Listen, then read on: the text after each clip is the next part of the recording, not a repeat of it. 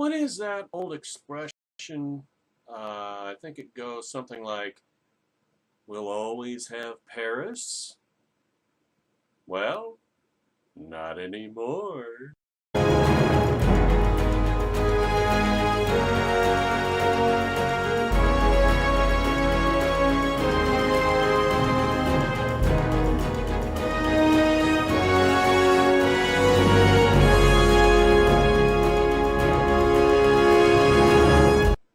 Treat this first story as a prologue, and really the first few, because we're tracing this throughout last week.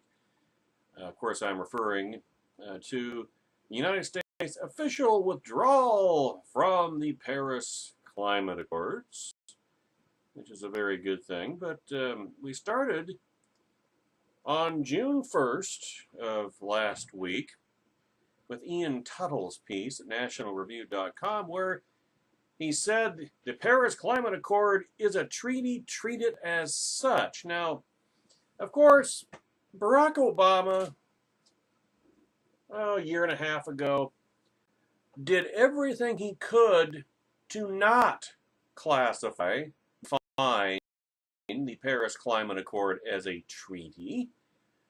And it's not difficult to figure out why. There is no way on God's green earth that it would ever have received 2/3 or more support in the United States Senate in order to ratify it. But the agreement being ratified was the only way that it could become U.S. law at the federal level. There's no other way it could become law. So what did Barack Obama do? He knew it would not be ratified. He knew the Senate would reject it, because it was a Republican Senate after all. And he just implemented it, as was his wont, by executive decree.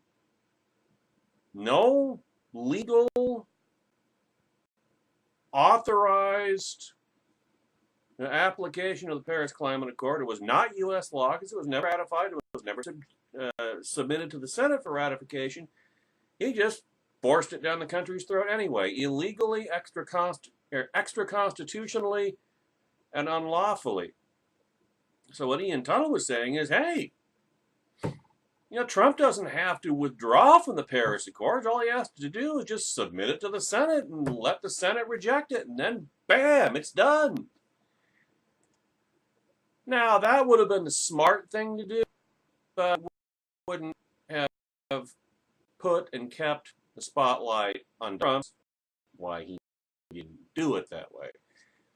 But Tuttle suggested doing that, submitting it to the Senate for ratification. Obama then run around the 2/3 Senate vote required to ratify any treaty. Trump should return to the constitutional norm. Now, Donald Trump is apparently mulling what to do about the Paris Climate Accords. Remember, this is early last week.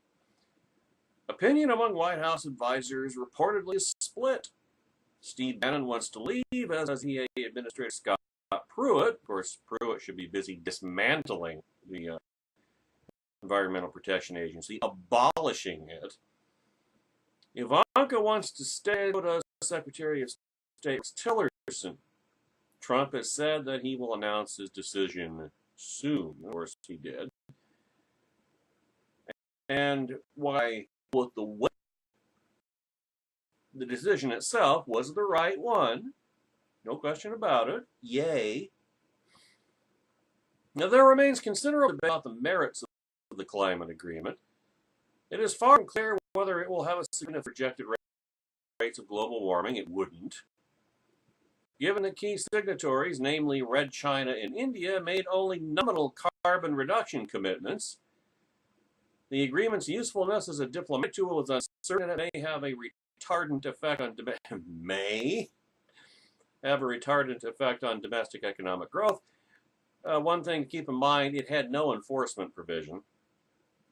And the commitment that Obama made to reduce U.S. greenhouse emissions was draconian, whereas the Chi-Coms and India, they hardly had to do anything at all. And if you've ever seen a picture of the Beijing or Shanghai skylines, At sunset, especially, it was a total one-sided joke, a sellout of U.S. interests across the board to our enemies. But wherever Trump and his team ultimately fall in those questions, one should be clear. The determination ought to be up to the U.S. Senate. Yeah, let's bring them into the equation here. I think there's something in the Constitution about that even. Article 2, Section 2, I believe. Now, the first reason is straightforward. The Paris Agreement is a treaty. Obama, aware that the accord would, well, this is putting it mildly, struggle to meet the two-thirds threshold of approval required by the Constitution's treaty clause, the aforementioned Article 2, Section 2, engaged in extravagant rhetorical contortions to avoid calling the Paris Agreement what it was.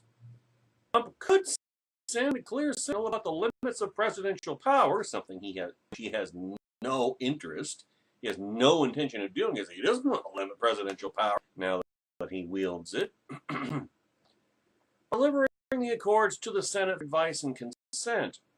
As James Wilson, a key founding-era political thinker and a delegate to the Constitutional Convention, once explained, quote, neither the President nor the Senate solely can complete a treaty. They are checks upon each other and are so balanced as to produce security to people. Quote.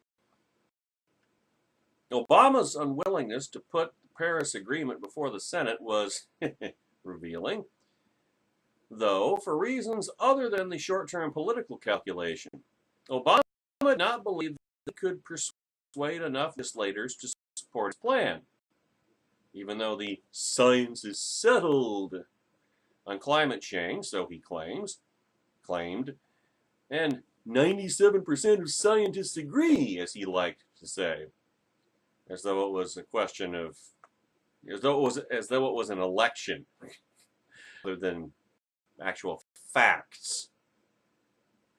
Accusing the Republican majority of anti-science boobery, he signaled his belief that addressing climate change was too important to be left to constitutional.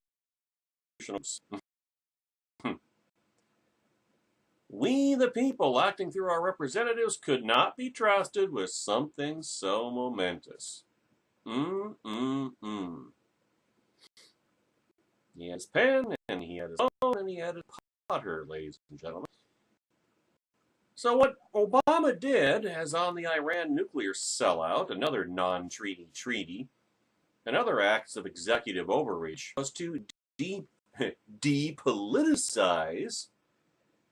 I find myself doing this air quotes thing a lot in these videos. If that annoys you, I'm sorry, but I don't know any other way to emphasize these things. What Obama did was to depoliticize the issue, taking the power to adjudicate the issue away from the voters and their representatives, investing it instead in the hands of, here we go again, a small coterie of supposed experts. Policy made by Congress is accountable to voters. Policy by the United Nations Intergovernmental Panel on Climate Change is not. And you know where the left would rather those decisions be made. Now, if we are in a moment of populist revolt, and are just that there are populist revolts, one on the left, one on the right, which I suppose is what Dennis Prager is referring to as when he uses the term Second Civil War. It is in part because the last generation of political leaders have preferred to remove certain hot-button issues from the public forum rather than subject them to popular scrutiny. This is true on both sides of the Atlantic. The Obama regime's unfailing confidence in technocrats to solve political puzzles For instance, employing wonks such as MIT's Jonathan Gruber to erect a rational healthcare system. Same confidence that has animated European Union bureaucrats and that characterizes the Macron administration in France. It has left ordinary citizens disempowered, stripped of opportunities to express and enact their policy preferences. Donald Trump spent 2016 hammering the elites, of which he was and is one, who develop public policy tailored to their own interests instead of his, and unresponsive to the needs of most citizens about whom he couldn't give a rat's ass, especially those living outside the country's metropolitan hubs of power, where, of course, he resides. His faux populism may have swerved with distressing frequency into demagoguery, but he nonetheless posed a serious problem. Well, the problem was already there, but then populism itself is a problem. Too many issues have been cordoned off from public adjudication and entrusted to unaccountable cliques that purport to know better how to run people's lives than the people do themselves. Of course, it bears remembering that the founders didn't trust the people either. That's why they gave us a democracy. Now, obviously, our constitutional structure is designed to prevent a tyrannical rule of the majority. Not everything ought to be subject to plebiscite. Likewise, there is a place for experts. Their input is valuable, if not necessarily decisive. But there is a need to repoliticize central questions in our politics. The sense that a democratic politics is legitimate is strengthened when citizens know they have a role in political decision-making. Restoring that role is not only in the current administration's best interests, but in the interests of the country as well. So, of course, Trump didn't follow Total's advice. Here was the headline at theresurgent.com, Eric Erickson's website. Breaking, Trump address on Paris Accord, renegotiate a fair deal? See, this was the yes, no aspect of Trump's announcement. Now, Trump addressed the nation from the White House Rose Garden on June 3:30 p.m. Eastern Time to announce the nation's exit from the Paris Climate Accord. Yes! Therefore, in order to fulfill my solemn duty, the United States will withdraw from the Paris Climate Accord, Trump said.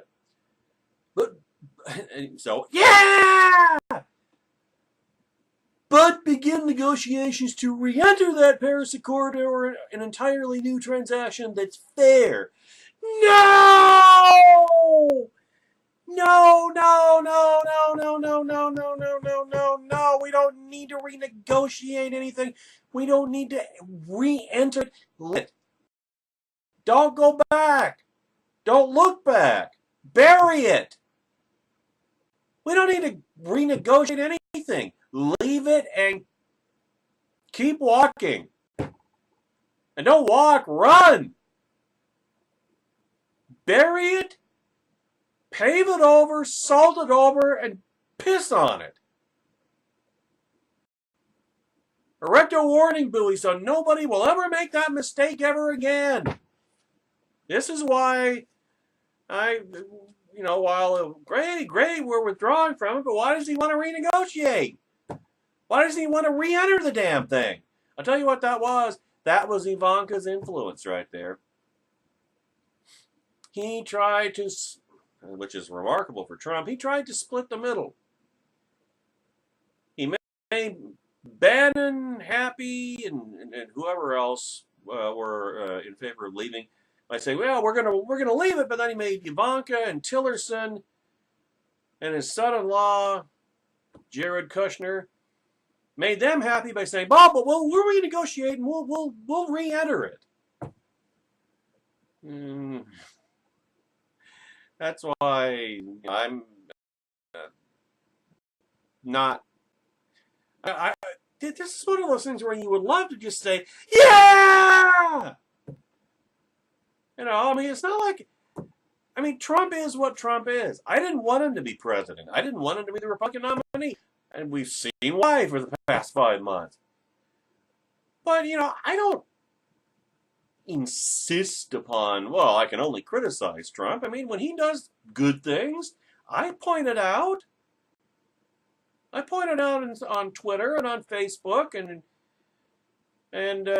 on my podcast at blogtalkradio.com/HSR network and on the Starboard Radio YouTube channel, which you're watching right now. Thank you for watching. Learn it, live it, love it, subscribe, like.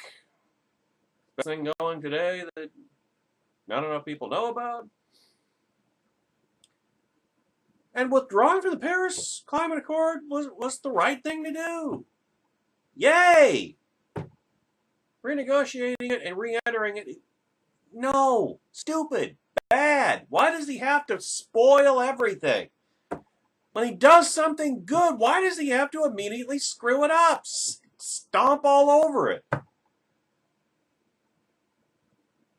And the thing about it is that aspect of it, but begin negotiations to re-enter the Paris Accord or an entirely new transaction, that got forgotten. The left just erupted. They just went bananas. Like, well, they go bananas. They're bananas all the time. I mean, it's just, it's not even, it's beyond parody.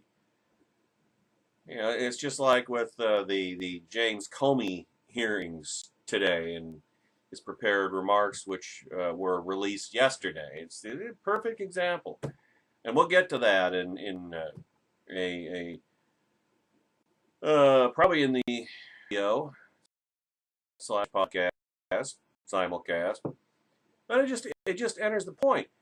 This was a mixed bag, and yet the way the left just reflexively knee-jerk went just crazy, like they always do, overshadowed that, obscured that, pushed that to the side. And of course, the Trumpers are all, all they care about is if it pisses off liberals, it must be good.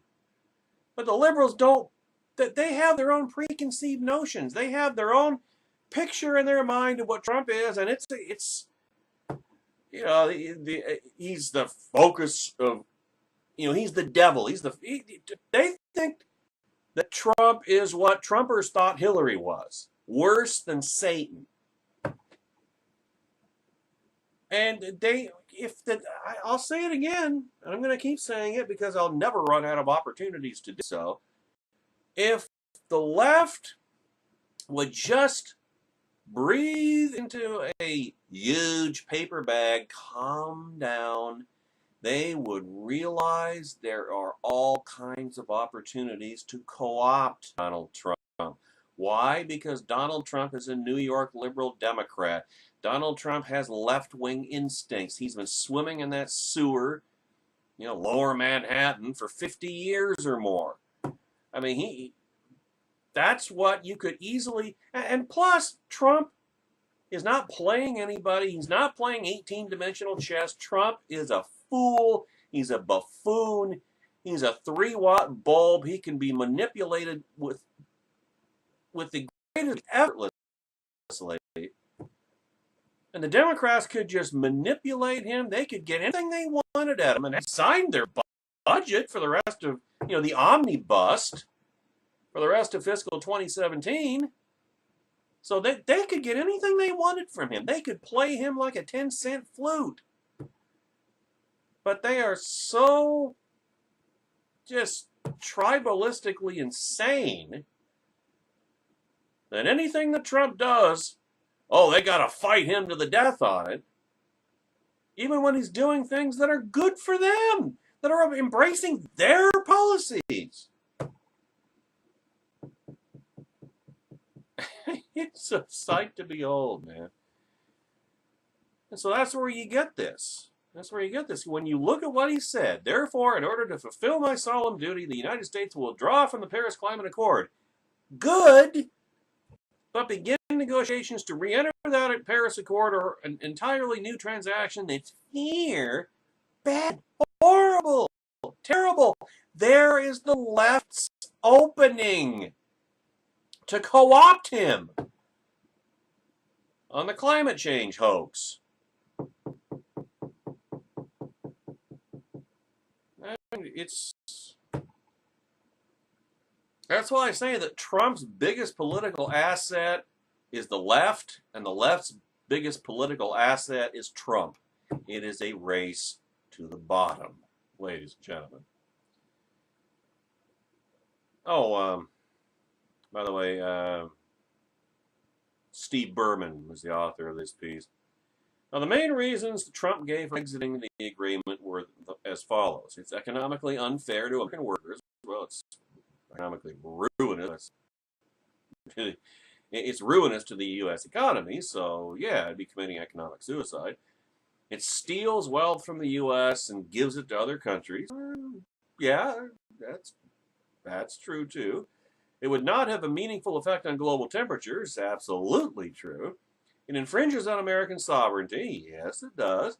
And it imposes unacceptable legal risks to the United States. All true, all sound, and outstanding reasons for withdrawal.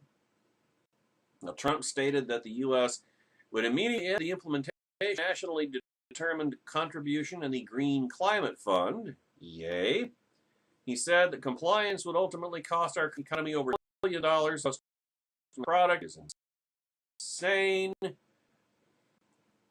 bottom line is that the Paris Accord is very unfair at the highest level to the United States. This agreement is less about the climate and about other countries gaining a financial advantage against the United States. Both really wish he would stop the term unfair. Why do I say that? Because the very concept of fairness is a left-wing concept. That's what the libs say. That's what the Democrats say. Fairness. Stop using their terms. The actual, real, genuine, honest-to-goodness conservative, true conservative, it's like fingernails on a chalkboard. Don't use liberal terminology. Even in the description of ostensibly conservative ideas, don't do it. It's not about fairness. Now, Trump said he is willing to, here we go. Trump said he is willing to immediately work with Democrat leaders to negotiate re-entry into Paris or to get a new deal. Why? Why? He did the right thing by pulling us out of the Paris Accord. He should have submitted it to the Senate for rejection, and then that would have just settled the matter. But then he wouldn't have been in the spotlight. But he pulled us out of the Paris Accord, which is the right thing to do, and then he immediately screws the pooch by saying, "Oh, but I'll work with Democrats immediately." Well, you know what they're going to require? They're going to require reversing what he just did. I mean, and he'll do it too. Just like, it's like on Obamacare. He's going to repeal Obamacare on day one. What did he come up with 2 months later? Trump Care, which is the Obamacare Entrenchment Act. You think this would be any different?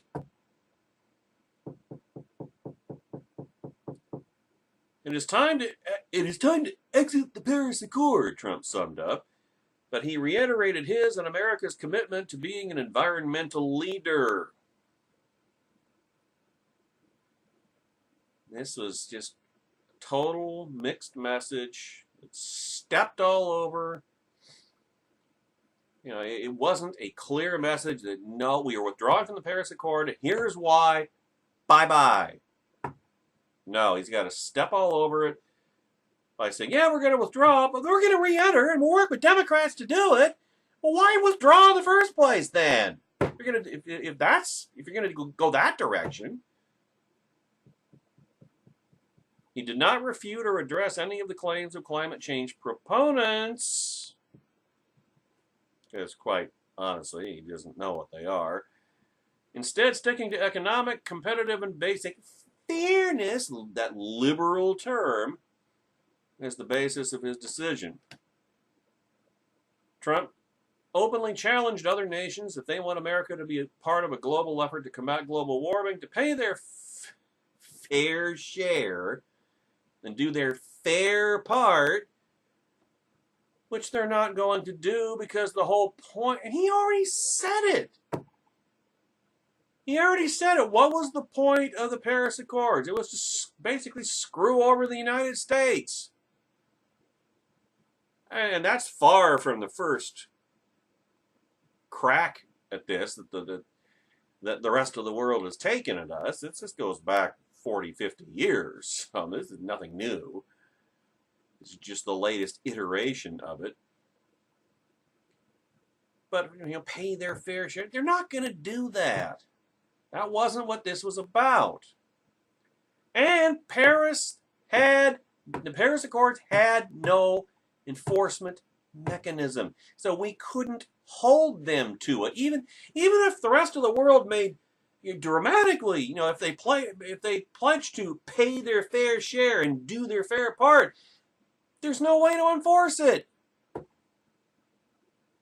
There is absolutely no way to enforce it. It's a fool's errand. You're never going to get the rest of the world to do their fair share of anything. That's why just withdraw from it and bury it. Walk away, run away, fast as you possibly can. Don't even create the idea, even the concept that, we'll work with Democrats to re-enter the agreement. No! And he challenged Democrats to work with him to ensure American workers and families are treated fairly. Oh. It's like listening. I've drawn the parallel between Donald Trump and Dick Gephardt many times before. This ought to give you an example of what I'm talking about. Donald Trump is an old-style Democrat. The closest analogy I can come to is Dick Gephardt, a big labor Democrat, wasn't necessarily into all this social justice warrior crap, and sexual perversion and transgender this and gay rights, gay marriage that, all that nonsense. But just lunch pail, kitchen table, basic socialist economics. Big government, statist, mercantilism, fascism, state corporatism. That's what Trump is. And although that isn't what got the headlines of this announcement of his, it really should have, and it's the left's own fault that it didn't. So, because the Paris Climate Accord was never submitted to the United States Senate for ratification, and thus did not become part of U.S. law, and therefore isn't U.S. law and is not enforceable in the United States, legally speaking, and because it had no enforcement mechanism to compel other countries to comply with it, and as Erickson himself put it at the Resurgent.com, the Paris Climate Accord is worthless virtue signaling, not a real deal. Now, yes, it's true. They created the Paris Accord.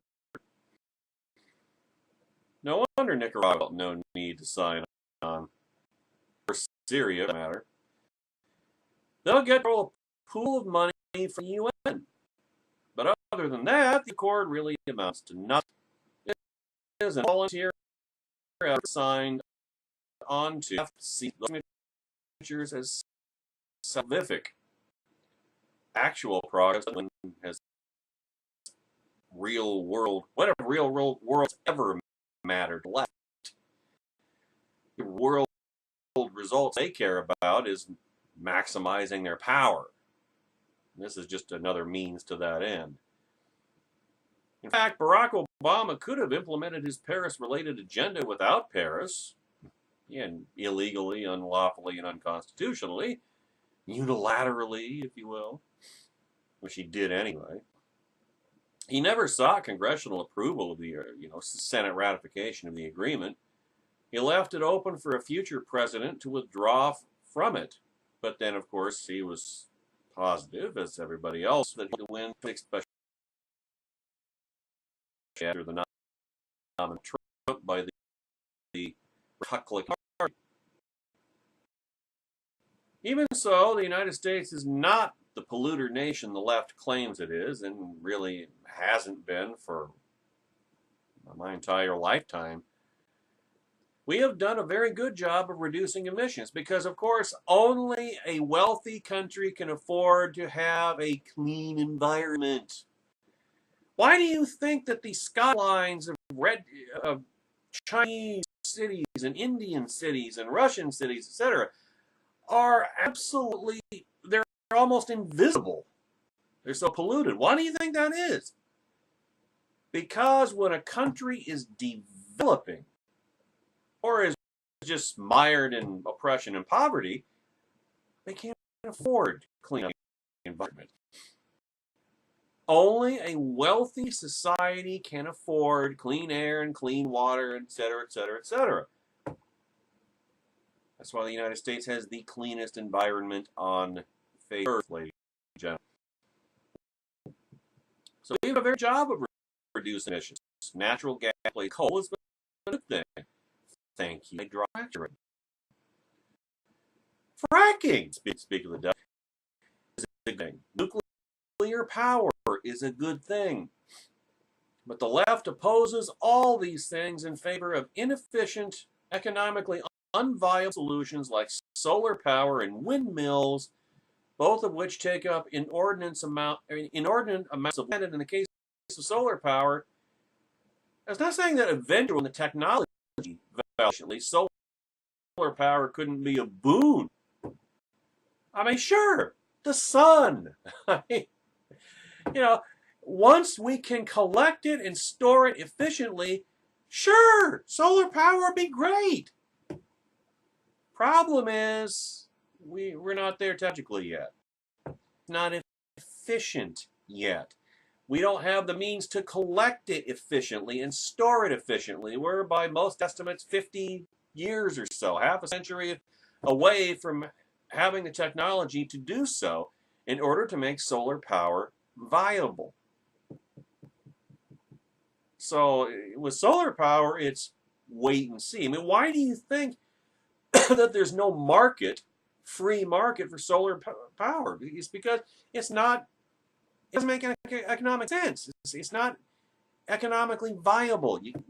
Companies can't make money from it in the private sector. It's only subsidies. The green energy subsidies that the Obama regime constantly shoveled in their direction. Now, what we are seeing is a secular fatalism lashing out because Trump removed our national signature from a document that in their mind grants us symbolic salvation. As a result, in their religious zeal, they think we're damned. And Trump is worse than Satan, even though he's just like them. Now, I have a hard time believing a nation that put a man on the moon cannot innovate its way out of any problem, including this one. In fact, we are already. The constant hysterical predictions of the secular left related to climate change have never come to fruition, but the claims get more wild and hysterical every year. I mean, just as an example, remember all the way back in 1990, Ted Danson, back when his hair was really dark and he actually was young, predicted that if we don't clean up the oceans in 10 years, this is 1990, understand, He said, if we don't clean up the oceans in 10 years, everything in it will be dead. All of the marine life, everything in it, the global chain will die, collapse, and we'll all die. 1990, so that was by 2000, we were all supposed to be dead. Of course, if you go back further, Paul Ehrlich, back in the 70s, remember him? The population bomb. You're talking about how we're going to run out of oil by the end of the 80s and run out of precious minerals, and we were going to run out of everything, and we were going to die, we were going to perish in a Malthusian catastrophe and drown in our own poisons and this and that and that. And that never planned out either. By the latest estimate, we got enough petroleum to last 2 or 3 centuries. We got enough natural gas to last a millennium at least. Lend time to develop energy technology. The point where becomes viable. Nuclear fusion. You know, who knows? Maybe even matter-antimatter reactors. You never know. Consider the Good Morning America, another example, in 2008, in which they predict epic disasters in 2015, 2 years ago. $12.99 for a gallon of milk. Parenthetically, I just picked up milk today at the local Fred Meyer, $2 a gallon. It was on special. And like $9 gasoline, which the Obama regime did its level best to bring about, but that never quite panned out either. So the bottom line is, Trump should have just submitted the Paris Accord to the Senate. The Senate would have rejected it. That would have been it, but that wouldn't have put him in the spotlight. So he's done a good by removing us from a meaningless document that future presidents could potentially use to wreck our economy. But he wants to get us back into it again. So I'm, in the big picture, I'm really skeptical as to what we've gained. See, there's to understand about this whole topic, climate change and global warming and et cetera, et cetera, et cetera, is that to the left, green extremism is their religion. This is where post-Christian societies go, ladies and gentlemen. It's a long established fact that when men and women believe in something, that's what we're designed. It's like the old expression that every soul has a God-sized hole in it, or a God-shaped hole. Man will worship something. He can worship the one true living God, or if he rejects him, then he'll worship anything. He'll worship something, even himself, like Donald Trump does, for example. Barack Obama is another example of a cosmic level narcissist. But mankind was made by God to worship him, worship God. But rebellious man, the sin nature, doesn't want to worship God, but he will worship something. And how that manifests in the current time, in 2017, left-wing, post-Christian, anti-Christian, Christophobic, pagan, they worship Gaia, they worship the planet, they worship the environment. And so when you deny the climate, when you are a climate denier, you point out that global warming is a hoax. It's at best a gigantic exaggeration. It's just a bunch of chicken little alarmism. I point out all the facts, which definitely, is convenient. to the left, and they go berserk because you are blaspheming their religion. It's that simple. TheFederalist.com had 15 examples of over-the-top reactions to Trump's withdrawal from the Paris climate deal. Bree Payton was the author. Now, people are losing their minds over news that Donald Trump plans to pull the United States from the Paris climate treaty.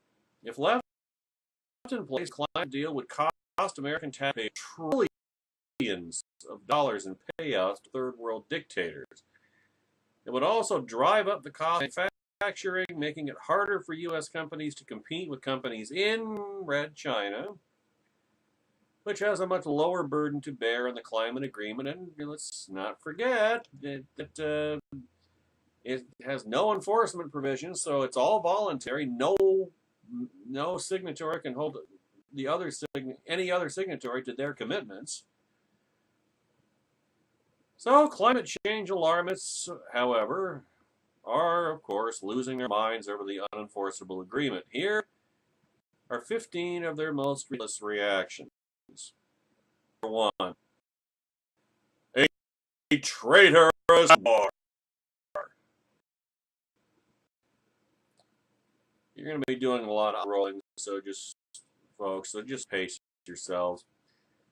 Billionaire and faux environmentalist Tom Steyer, a.k.a. King Cole, said withdrawing would be a traitorous act of war. Quote, "The Paris Agreement is essential to leaving a healthy, safe, and prosperous world to our children. But our children is for the children, those they haven't aborted.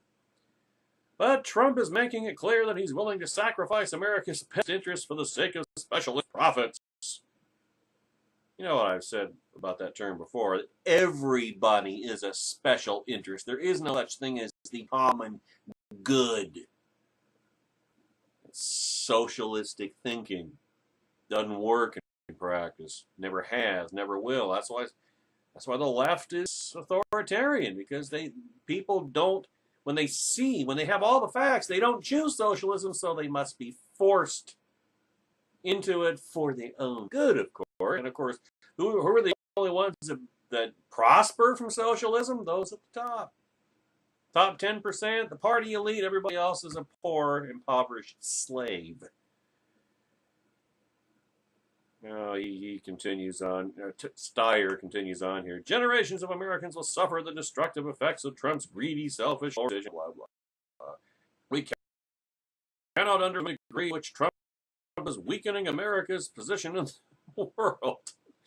Trump has abdicated American leadership and our message to both our allies and enemies alike. Our trade motions to the challenges. I guess it went on out of the page here. With Trump hell-bent on giving corporate polluters. Then we were talking about greenhouse gas. You know what greenhouse gases are? Carbon dioxide. You know, that's why I say, why do green streamers plant so much? We respire oxygen, we exhale carbon dioxide. Guess who breathes carbon dioxide? Plants, trees, bushes, grass, green things. They breathe carbon dioxide, and guess what? They exhale oxygen. I just thought that was known as an ecosystem, but try telling a green stream is that. It's another inconvenient fact for them to dodge. So with Trump hell-bent on giving corporate polluters free rein to poison our air and water. Oh man, he can't even keep his cliches straight. States and cities must lead the way. States like California, Minnesota, and New York have already joined the Under 2 MOU, a coalition of goods committed to upholding our commitment to limit emissions as in line with the Paris Agreement. More local governments must join clear water and health climb ahead of polluters' profits. Time is running out, and now it's up to state and local citizens from Trump, the fossil fuel, blah, blah, whatever. Well, you know, there is a term for that. It's called federalism. Federalism, ladies and gentlemen. What a concept. And hey, if California, New York, and Minnesota, and I understand the city of Pittsburgh, you remember when Trump made that announcement, he said that I was elected to represent the people of, I was elected to represent in part the people of Pittsburgh, not Paris.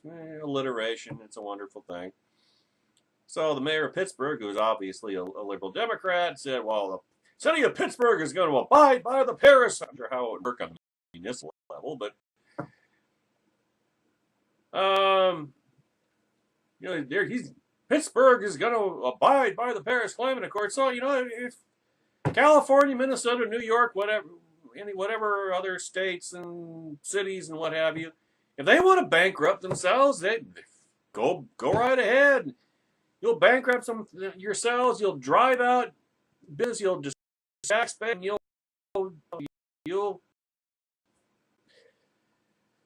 well, I don't know. You'll live in poverty forever, or eventually people will leave is what will happen. People will go to where the jobs are, and where the jobs will be places that aren't adhering to the Paris Climate Accord. So, but you know, that's, and of course they'll say it's not fair, and they'll, you know, California. I mean, California is already claiming that they've got a climate deal with the Chi-Coms now, which is unconstitutional because states aren't allowed to negotiate their own treaties apart from the federal government, the federal union. But you know, it's not like the Constitution is ever enforced anymore. But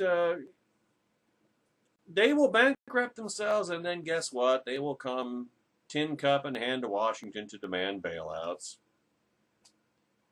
But that's a dynamic that's already long into motion now, so that's going to come regardless. This just adds to it. Let's get on to number 2 here. The world will end! Scientific American implied the world would immediately become a desolate, apocalyptic wasteland. They tweeted out a picture of this desert with skeletal tree trunks here and there, and it just, you know, it looks like something out of Mad Max, and the caption says, "What will the world look like if the U.S. bails on the Paris climate deal?" You ever notice all these horrible, terrible, you know, just, we're all gonna die! Projected results, they're always way out there in the future. And then they never materialize because eventually the future becomes the present. And so they have to keep projecting these things. It's another example of it. Number 3, ice is already melting because of Trump. Because of Trump. The Washington Post is already blaming Trump for this crack in the ice. Check out this headline. Quote, "A huge crack across one of Antarctica's largest ice shelves is nearing its breaking point."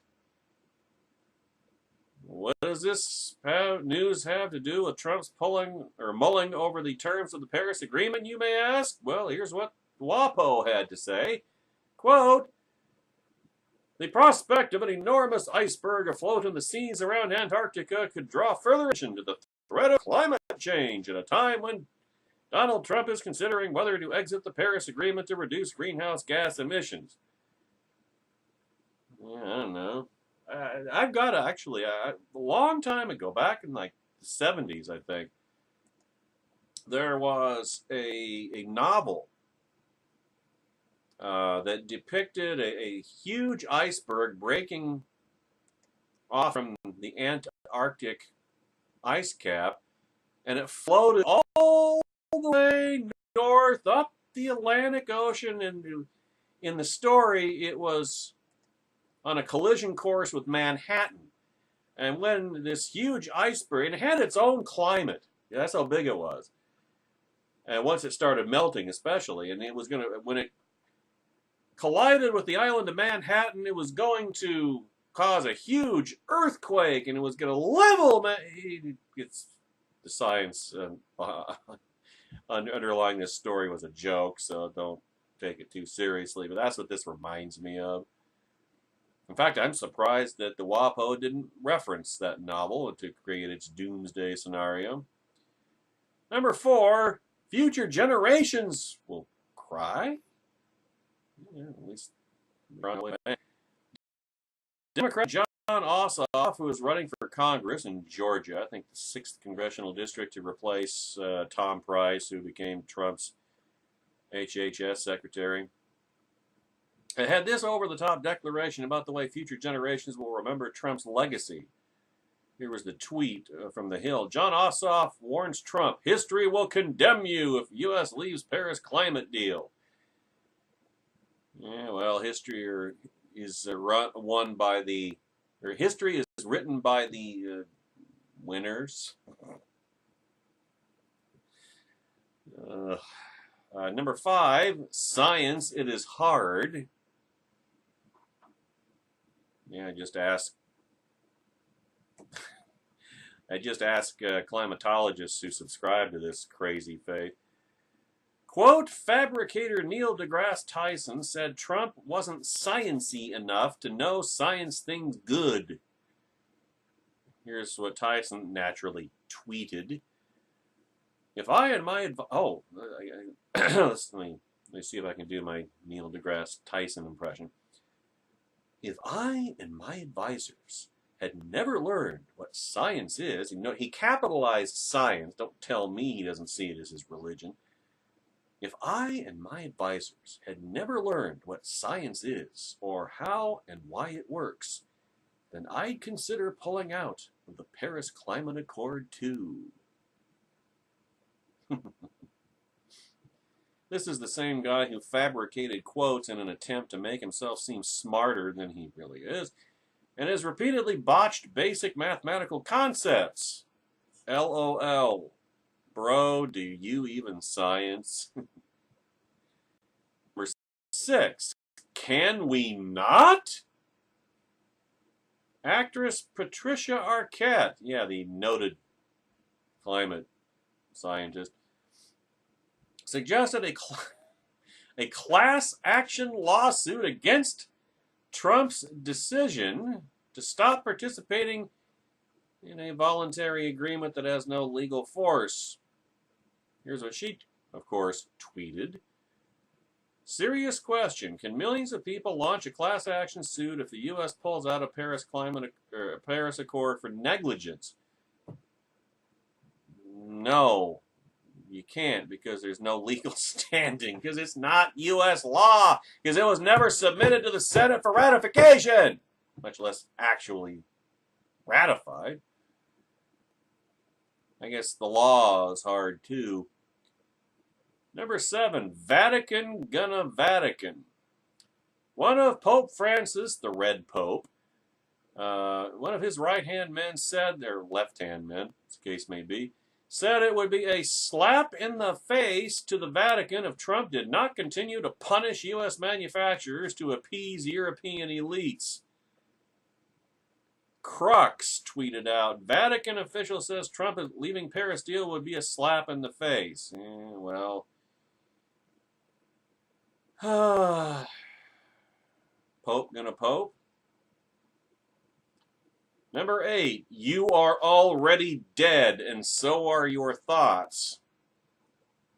This grassroots organizer said Trump's announcement will prevent everyone from living on planet Earth. Somehow. Trita Parsi is this person's name, and of course, he tweeted the following, Trump just declared war on the very idea of life on Earth.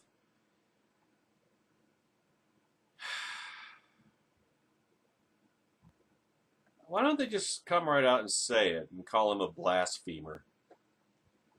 He has blasphemed Gaia, or whatever.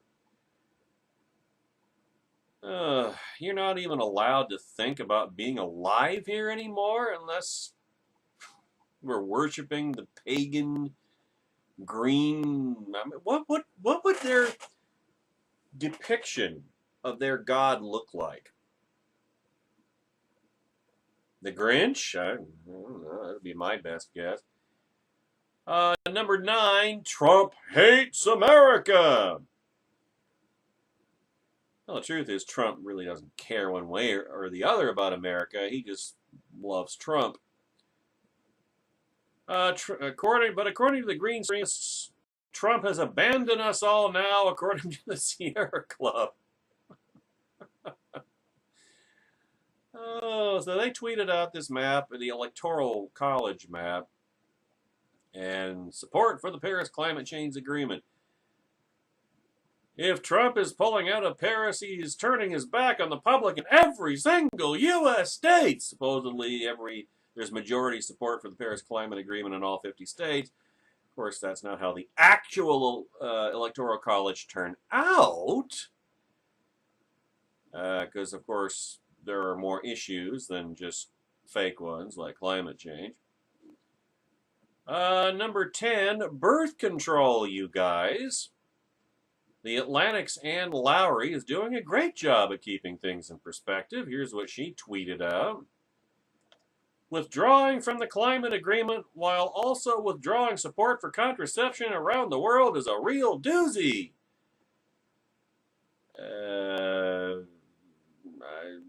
So what?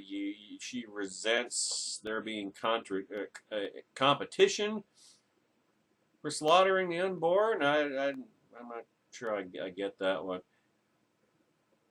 Number 11, Fox News is... Fox News ain't what it used to be, but now that they're number 3 in the cable news ratings race, I'm not quite sure how they're a threat to the planet. I mean, they're mostly Trump shills, so they're idiots and fools, but they're not a threat to the planet. The Washington Post's Eric Wemple wrote, quote, Fox and Friends is a planetary threat. You ever seen Fox and Friends?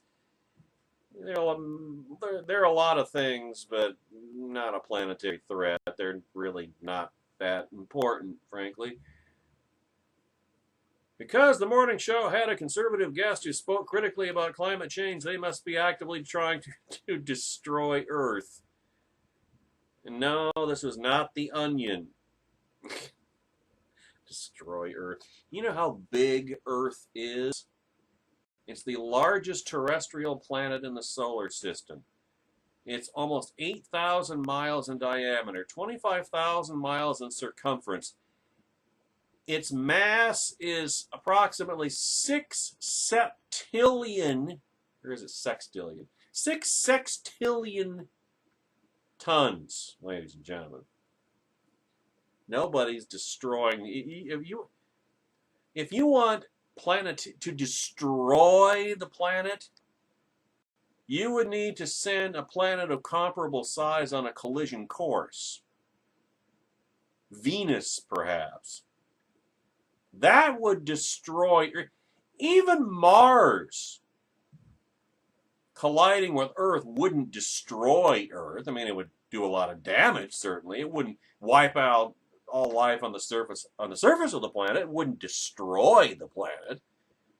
I mean, the hyperbole is just, you know, it illustrates something that I've said for a long time, which is that that's the problem when you make hyperbole a habit, because you're always and forever inveterately exaggerating. And so how do you go beyond destroy the planet? How can you top that rhetorically? Number 12, drop dead, Earth. The Huffington Post headline, Trump to planet, drop dead, which was a riff on the old New York Times I think it was New York Times, one of the New York papers, back during the New York City fiscal crisis back in 1974, when President Ford said no to a federal bailout of New York City for the fiscal hole they dug for themselves. And so the headline on one of the New York City newspapers, front page, great big, blooming capital letters, Ford to City, not dead. So that's what this is a riff on. Number 13, Trump is a racist because science. I don't know. That's like, the term racist to the left is just an extended middle finger. It's like Trumpers and the phrase elites or globalists. It's just a middle finger. It doesn't mean anything more because they so debased it and so overused it and over-applied it to where it's just devoid of all meaning. It's just a generic epithet. It doesn't really have any of its original meaning left. Keep it classy, American Civil Liberties Union. Here's what their national Twitter account tweeted out. Pulling out of the Paris Agreement would be a massive step back for racial justice? And carburetors, folks, and an assault on communities of color across the U.S. How an assault on communities of color across the U.S. is, of course, anybody's guess, which is another way of saying it isn't. Number 14, we flunked as a species. And of course, as I've said many times, and I'll say it again, we're not a species. We're not animals. We're human beings made in the image of God. Today, if June 1st were opposite day, we could say that the Wall Street for response to the news is very reasonable. Here's what he tweeted out. Even under the absolute best of circumstances, the U.S. seems constitutionally incapable of doing anything meaningful about climate change. As a species, we flunked the collective action problem that is carbon emissions. It's now adapt or die! And I'm not a techno-utopian. The hell you're not, pal. See what I mean about this stuff? We've got to do it or we're all going to die! No, we're not. These people have been doing this nonsense, this apocalyptic alarmism for how many decades now?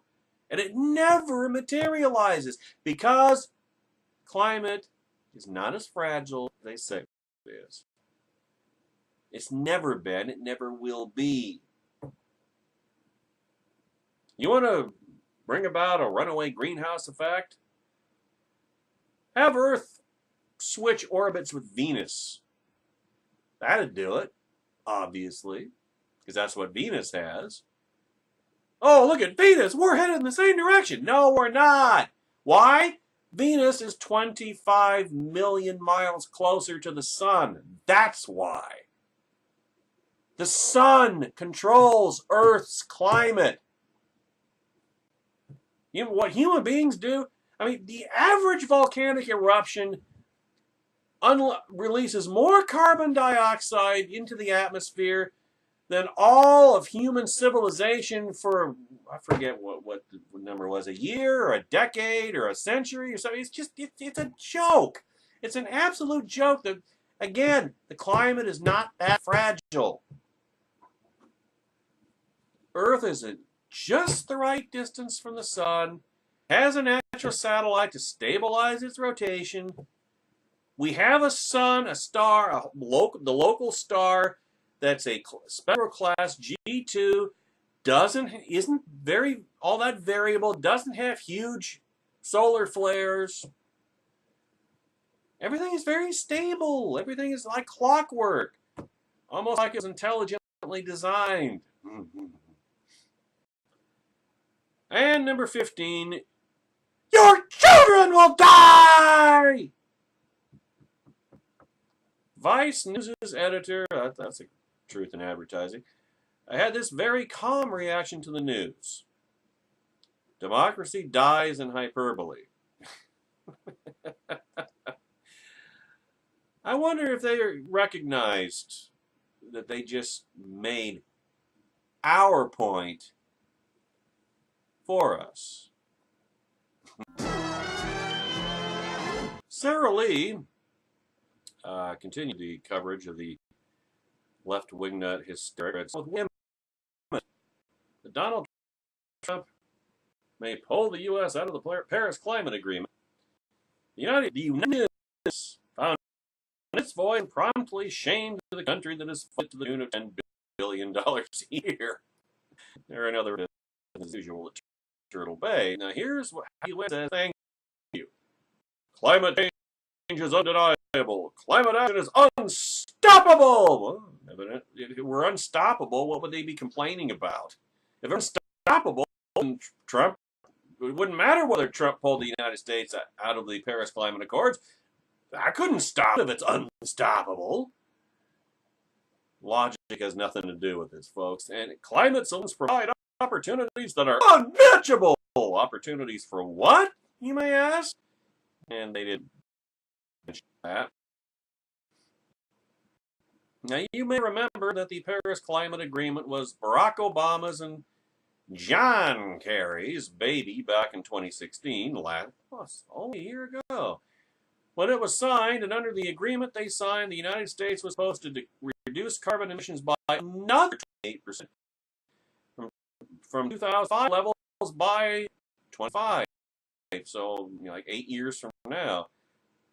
And the Obama White House made a big deal of working with Red to sign the agreement. They're proving it's also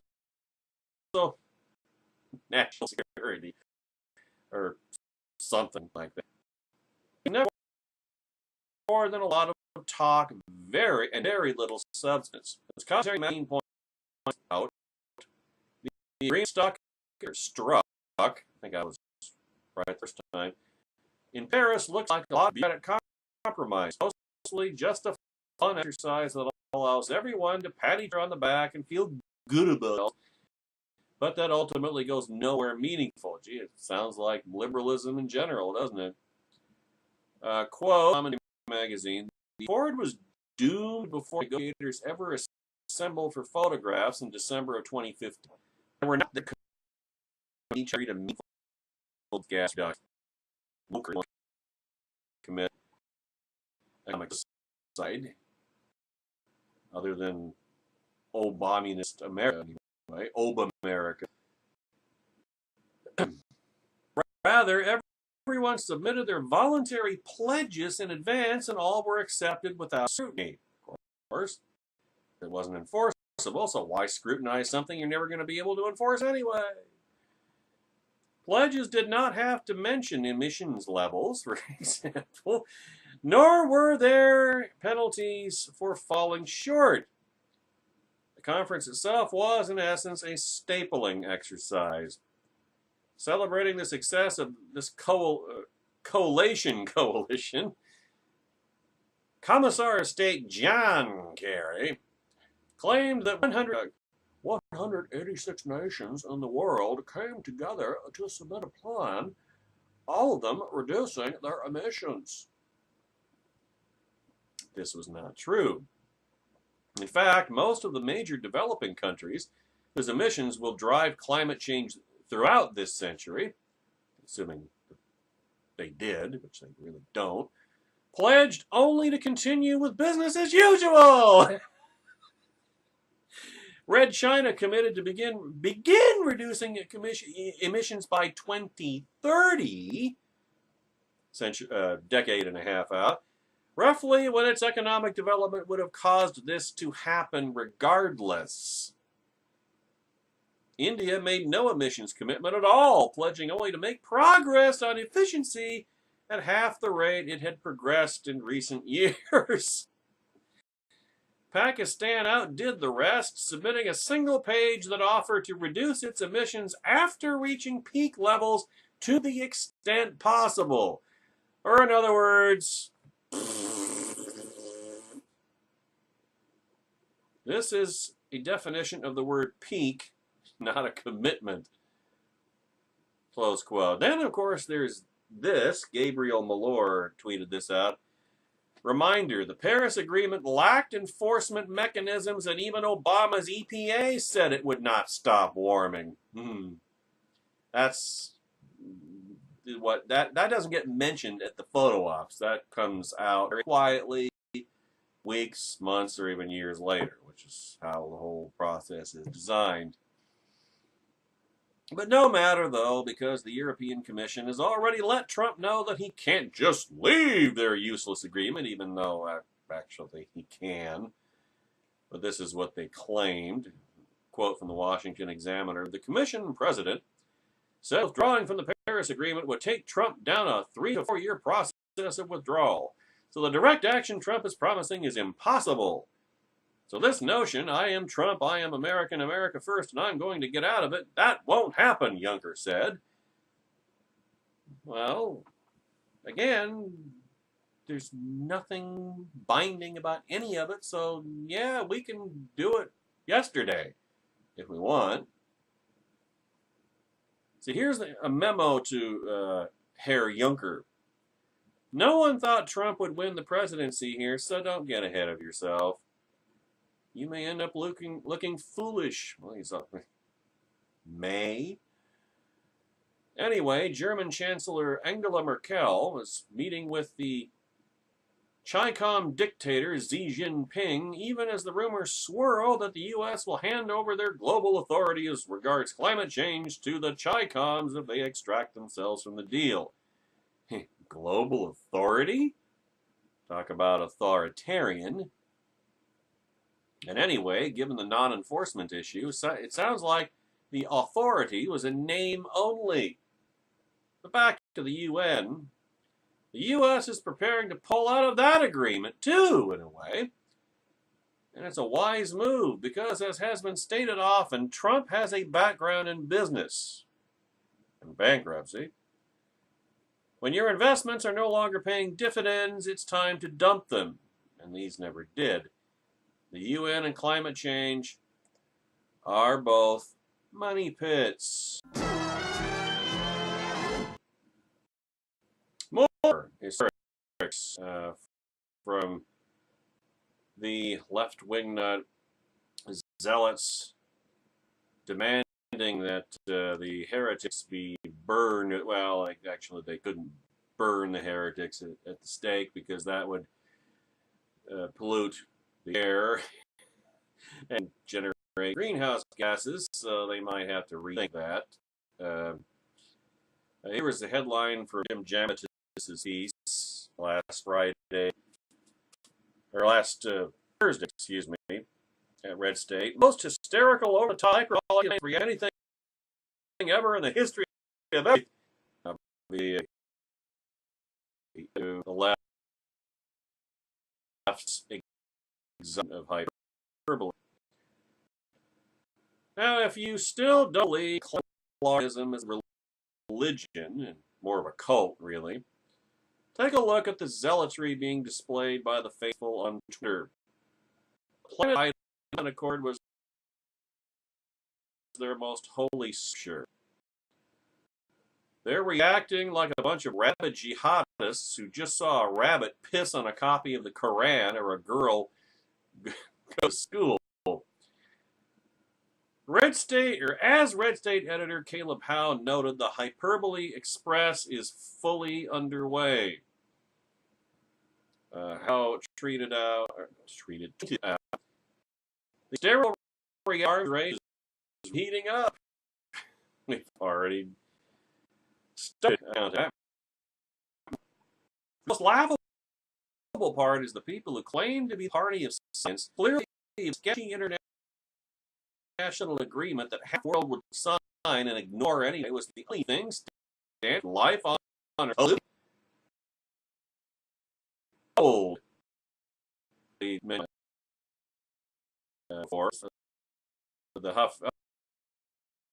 Huffington Post. This was their front page. Banner headline: Trump to Earth, drop dead. Was that a Paris climate?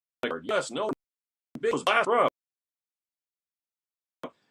Temperatures continue rising.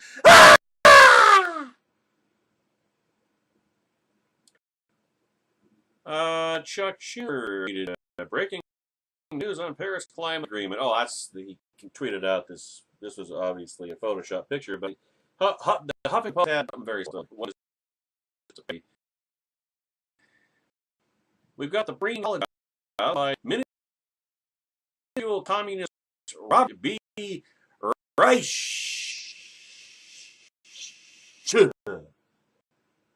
Rush Limbaugh used to be. What did he tweet out? Once again, Donald Trump, shame on the United States on horrible car. Millions, if not billions, people. Get over yourselves. Good grief. Patrick Murphy tweeted, Trump has done deep damage to the United States since taking office. Today he has done deep damage to the world. Hashtag Paris climate deal. Oh, and then there was weekend Bernie Sanders. Tweet to the people of Germany and elsewhere in the world, please don't think that President Trump represents American values. He doesn't.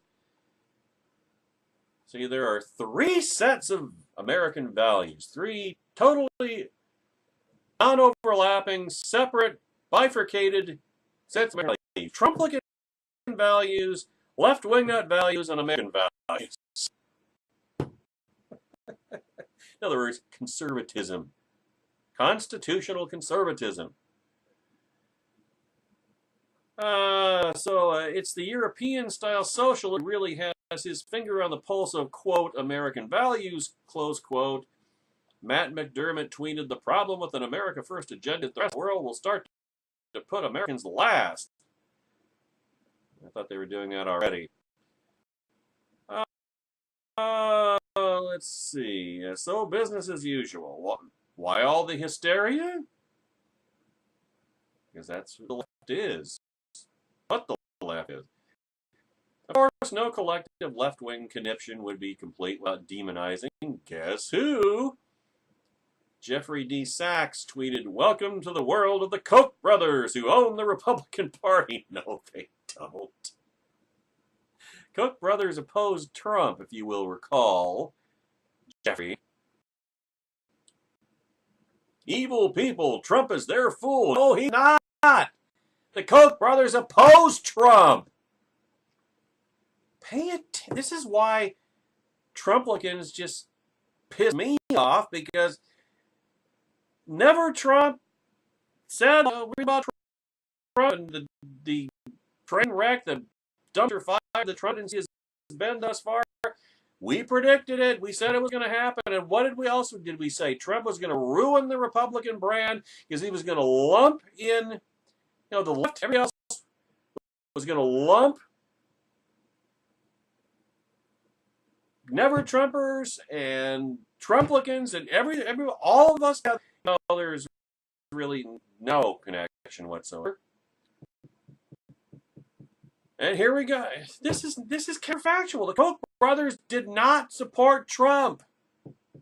And yet here's this douchebag saying, welcome to the world of the Koch brothers who own the Republican Party. Trump is their fool. No, he's not. No, they don't. Brian Klaas tweeted, the world will tragically note, and always trying to rip off Winston Churchill here, the world will tragically note and long remember President Trump's decision on climate change, ignorant of science and a major threat. No, it's not a major threat. Another word for climate change? Weather. But look at the bright side. If things are as bad as you clowns are claiming, the world won't long remember anything, right? I mean, they can't even keep their conniptions straight.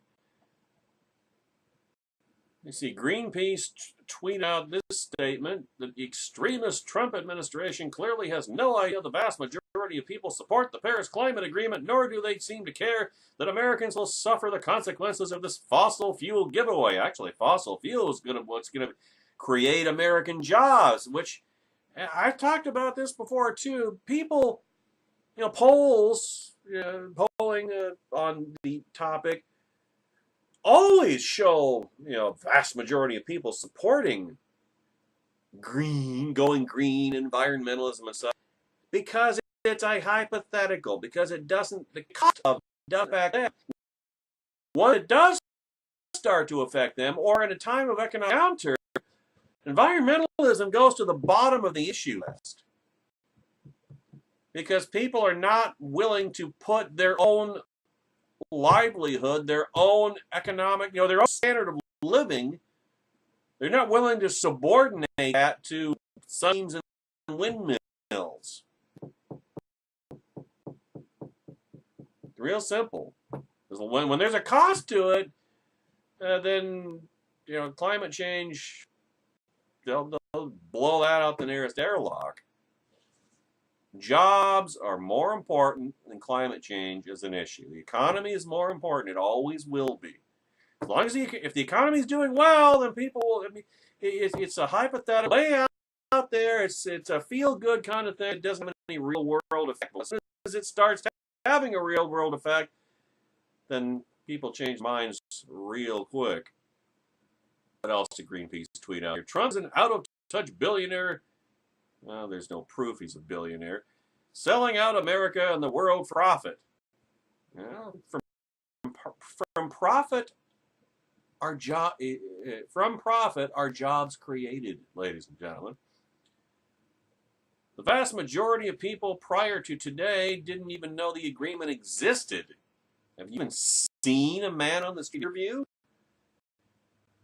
Ned Resnikoff tweeted, Trump's line about redistributing the wealth from the U.S. to the world is another example of creaky Italian fascist rhetoric by way of Steve Bannon.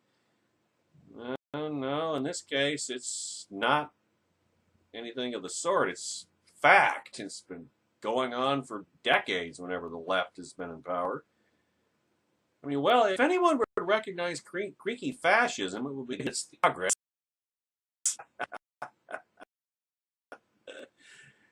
And then there are the people who literally don't know what literally means. Mark Hughes, for example, he tweeted the following.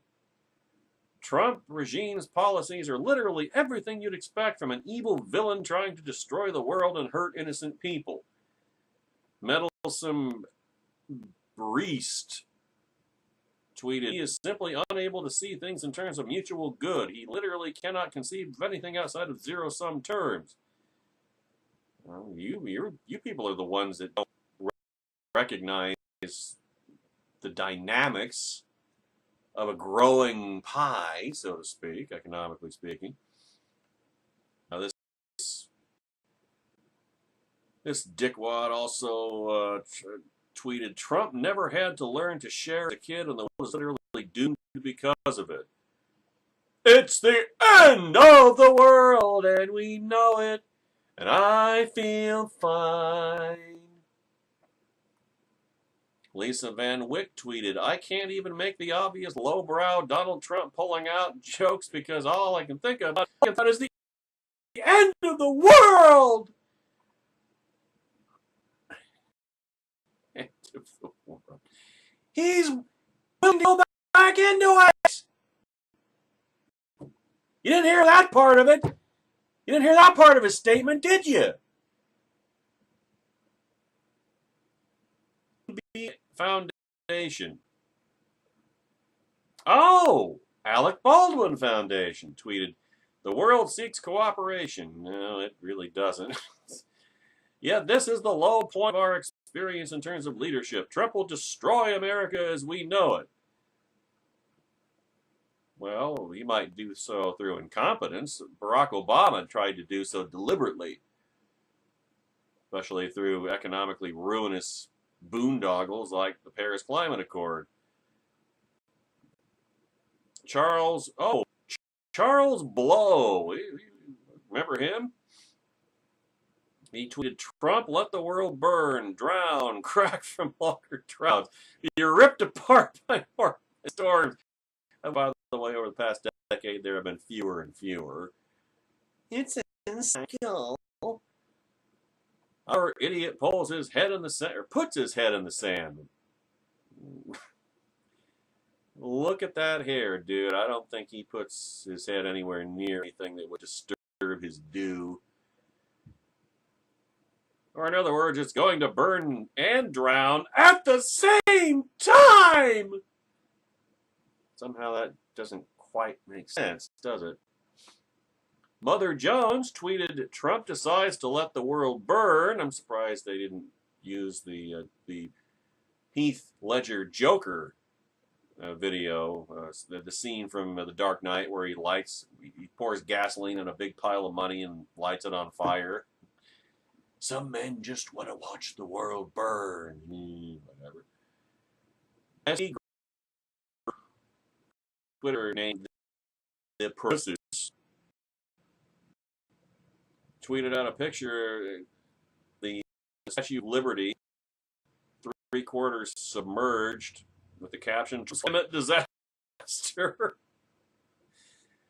In only a few months, Trump has secured his legacy, undermining the world's future. Selfishness overcomes the common good. There's no common good!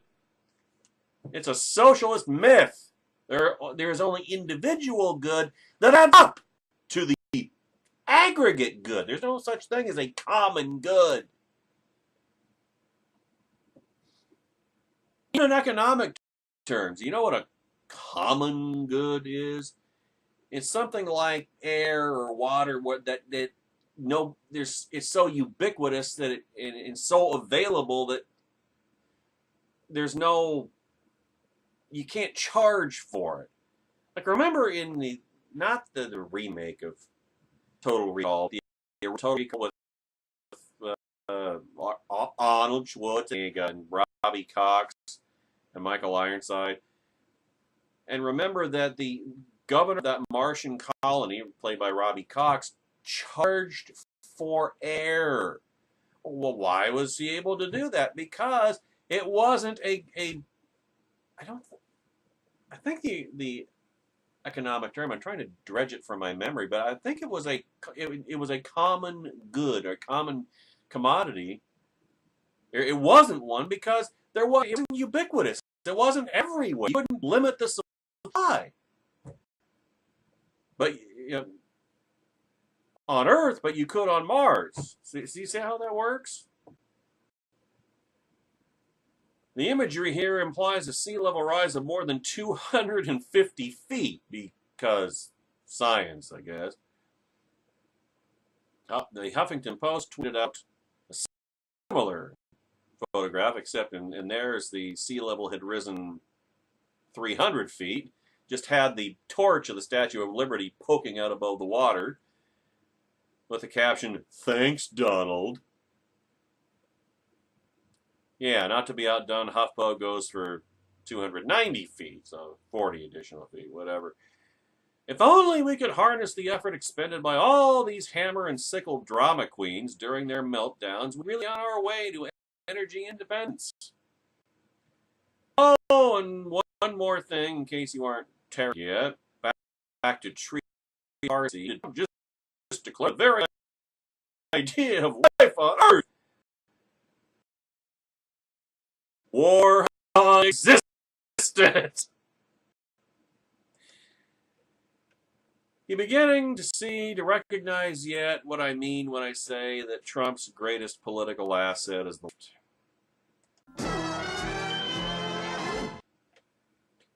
Now let us take a breather from the leftist lunacy and return to some serious discourse on this topic with the editors at National Review, an editorial on the Paris pullout.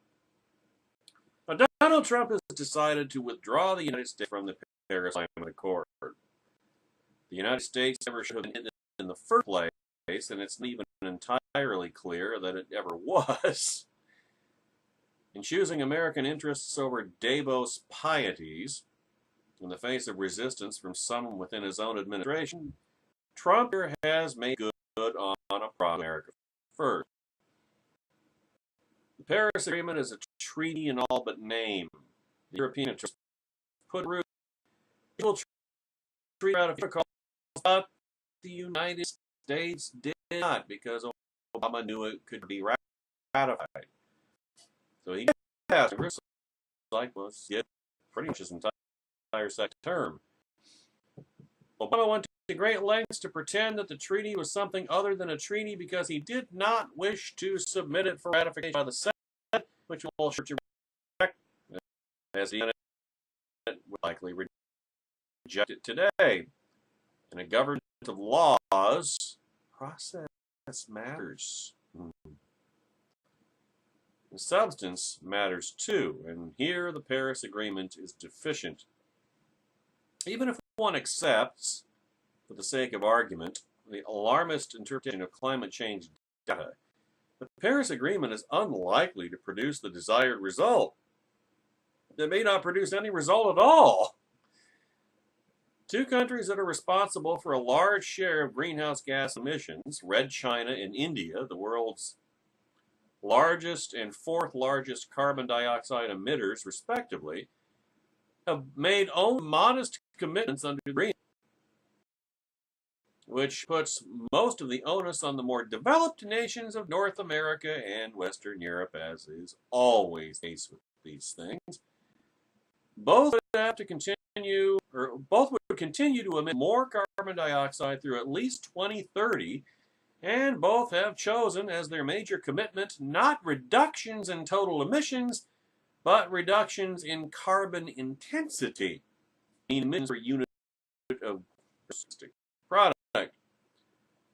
But these improvements are likely to happen anyway, irrespective of treaties or public policy, due to ordinary economic changes such as the growth of the low-impact services sector relative to heavy industry, the aging out of high-emissions vehicles, and the replacement of antiquated infrastructure. And tell me that they didn't know exactly what they were doing with that. That's that sophistry. There may be a certain humanitarian appeal in asking the richer nations to pay the high price, but the developed world already is far more efficient in its use of energy. If you measure greenhouse gas emissions relative to economic output, the United States already is more than twice as green as Red China, and it is a middling performer on that metric. France is 5 times as efficient, Norway and Sweden 6 times. The real cost of marginal emissions reductions is necessarily going to be much higher in Switzerland than it is in Mongolia. The Paris Agreement fails to take that economic reality into account, and it does so in ways that could end up making emissions worse rather than improving them. For example, limiting the amount of coal consumed by North American power plants would not necessarily reduce the amount of coal consumed on Earth, and climate change is, famously, a planetary issue, but would instead most likely result in shifting coal consumption from relatively clean North American facilities to relatively dirty ones in Red China.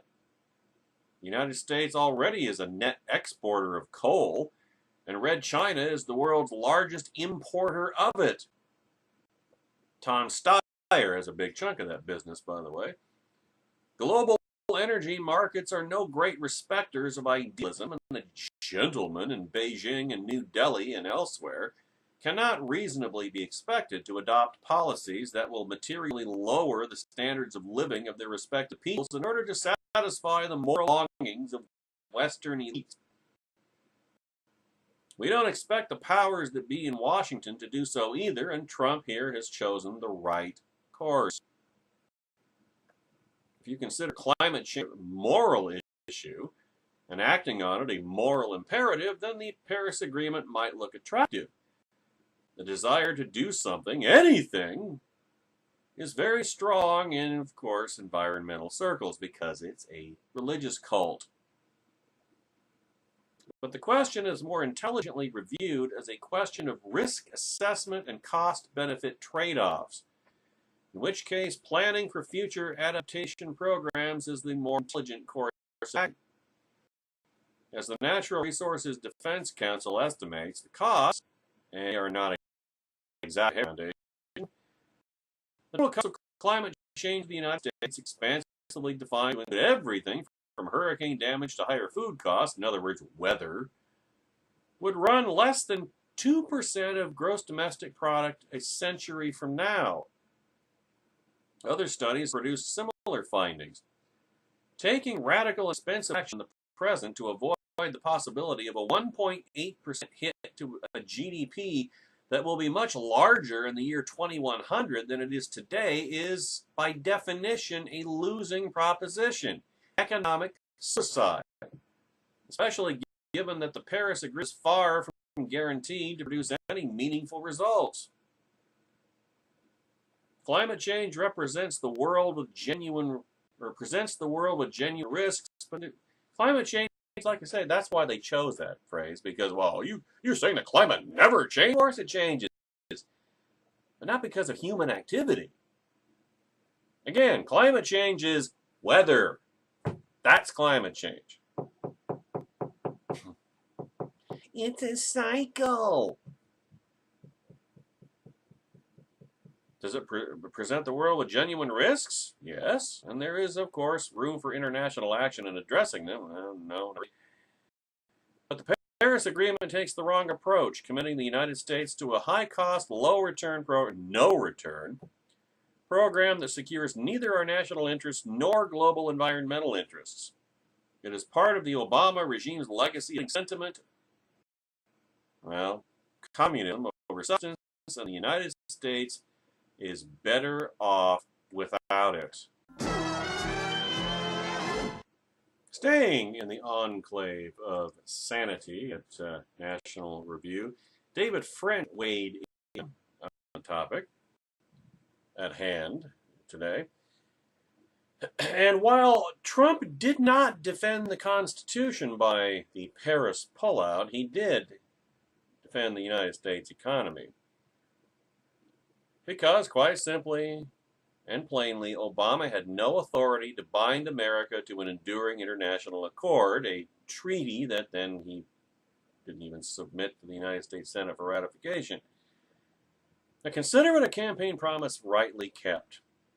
Trump a week ago, announced his intention to withdraw the United States from the Paris Climate Change Accords, and if he holds to his decision, which he's already said in the same announcement that he's not going to hold to it, he'll do the American people a great service. Simply put, before any president attempts to bind the United States to an enduring multinational accord, it's his duty to convince the American people through constitutional processes that the agreement is in the best interests of the United States. Barack Obama failed to do this in 2015. Trump is right to reject his actions today. First, let's dispense with any notion that climate change is too important to be left to constitutional treaty-making process, or the constitutional treaty-making process. If the consequences of climate change will be as catastrophic as alarmists fear, then the constitutional process becomes more important, not less. The constitutional process creates binding, legal obligations that are based on broad consensus. If 2/3 of senators vote to ratify a treaty, then that effectively means that a supermajority of the American people either agree or acquiesce to the nation's commitment. It provides the basis for national action and response. It becomes codified in U.S. law. It's important to note that effective treaties bind not just the United States, but all the signatories. Non-binding pacts like the Paris Agreement, by contrast, are easily fractured and easily exploited. By definition, violating voluntary arrangements doesn't breach international law or domestic law either. And the result is an international arrangement that will exist precisely as long as any country believes it remains in its best interests, and no longer. In short, it is inherently unstable. Moreover, there's an important cultural value in following the Constitution, which Trump really wasn't doing here. The treaty process places the burden of persuasion on American politicians, forces them to do their actual jobs.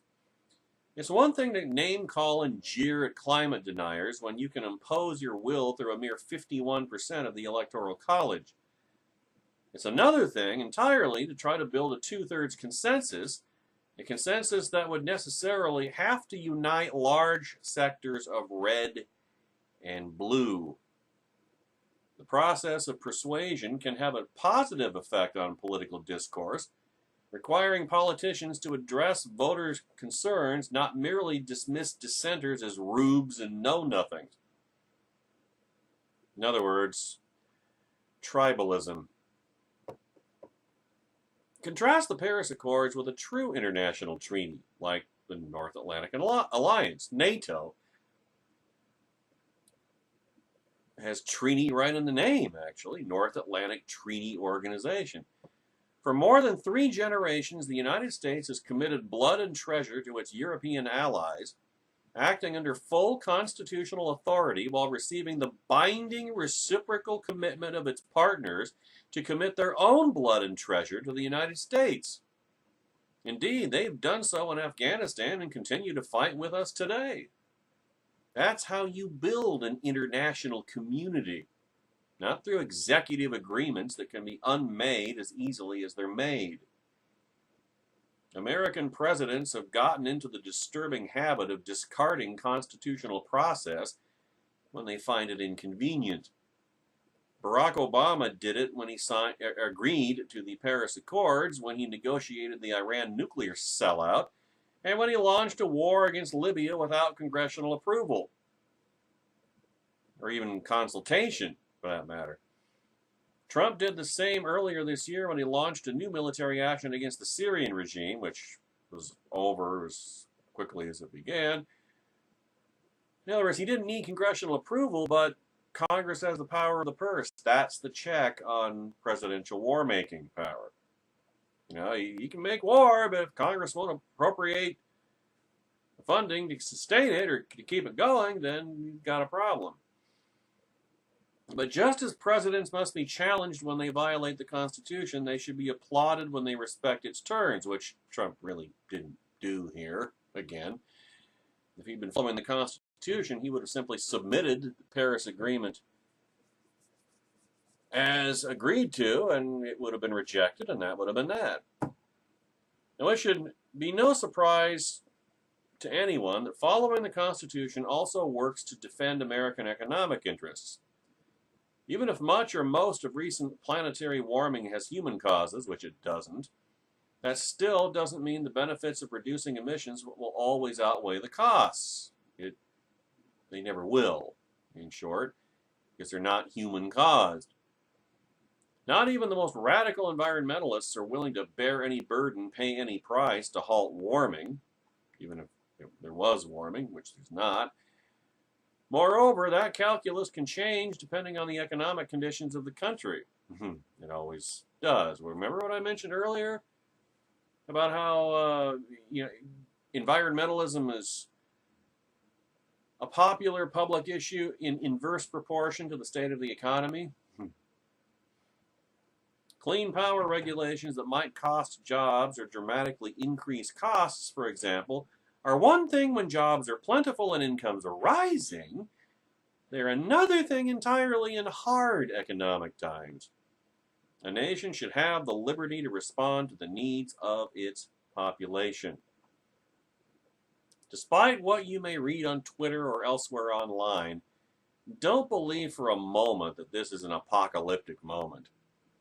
Private sector innovation continues. American states have a degree of freedom to go their own way, and Americans have the freedom to move to or away from states that impose their own climate regulations. As I mentioned earlier, federalism. And if people truly believe the apocalypse looms, they have the ability to make that case to the American people. In his announcement, Trump pledged to negotiate a different, better deal for American workers, which is why I say he's essentially saying, I'm withdrawing from the Paris Agreement, but I'm going to re-enter it. He's either going to re-enter it as is, or there's not going to be any deal because the whole point of the Paris Agreement was to shake down the United States. And if we don't agree to be shaken down, then there won't be any agreement, so he's wasting his time. At best. At worst, he's going to stick us right back in the same disastrous commitment.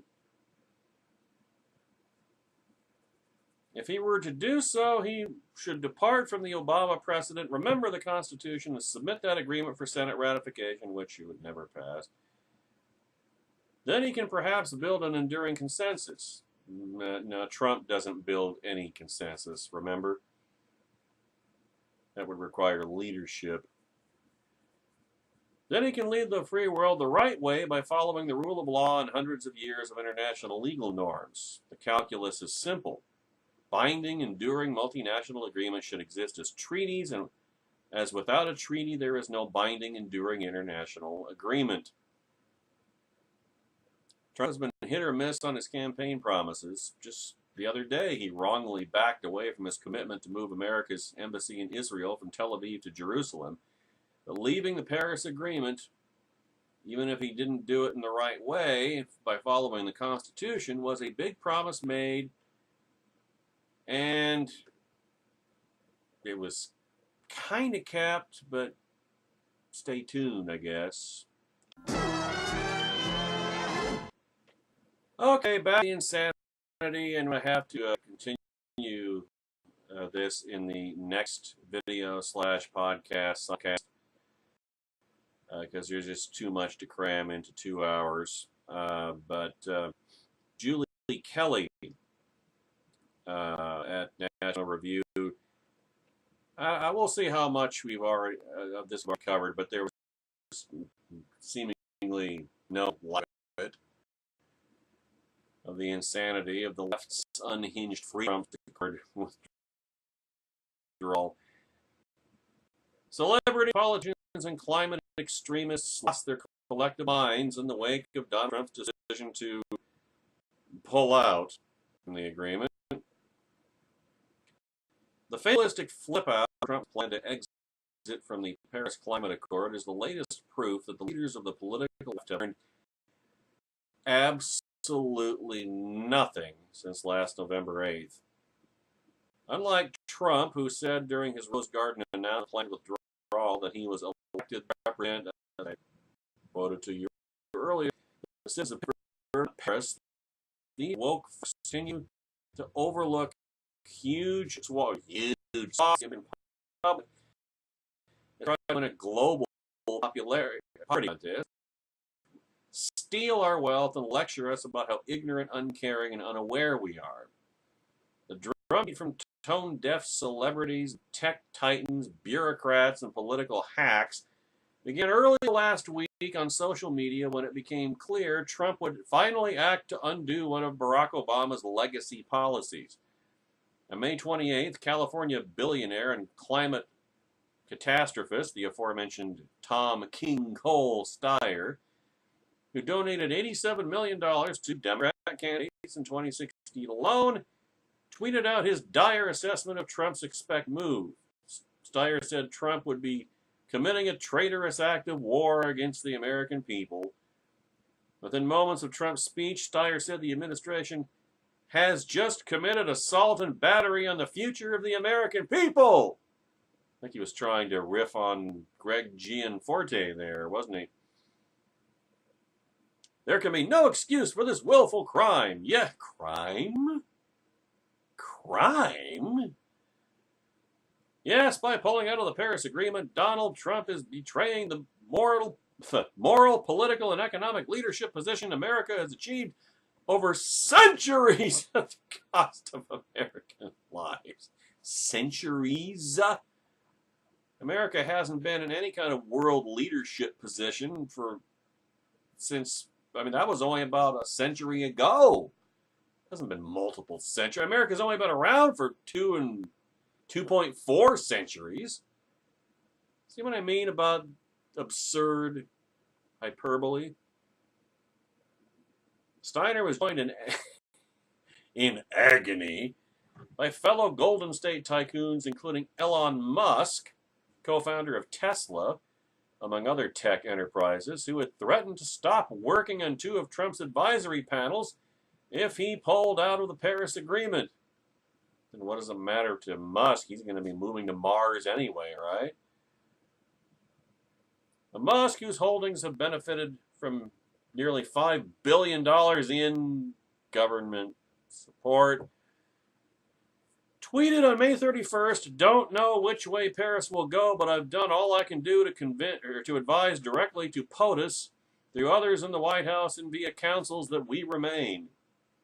After Trump's announcement, Musk tweeted, am departing presidential councils. Climate change is real. Leaving Paris is not good for America or the world. Or Musk's bank account, considering how much more in likely government handouts the Paris deal would have meant for him. See what I mean about being pro-business is not the same thing as being a capitalist? This is kind of what I'm talking about here, folks.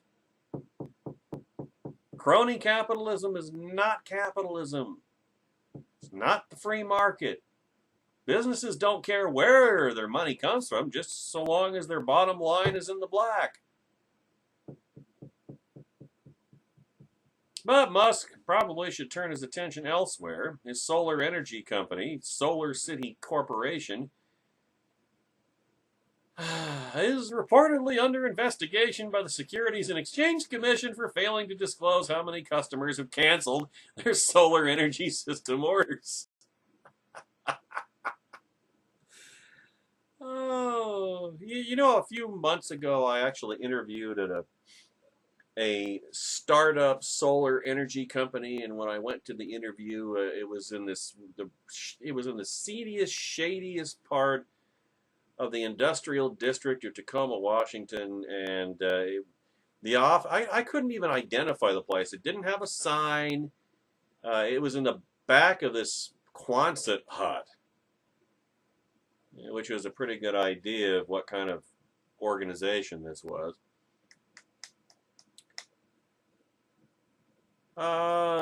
Tim Cook, CEO of Apple and a major fundraiser for Hillary Rodham Clinton, reportedly called the White House this week to urge Trump to stay in the pact. The man who heads an empire built off energy generated by fossil fuels is one of those Silicon Valley sillies who wrongly thinks we can and need to live off 100% renewables and within the next few decades.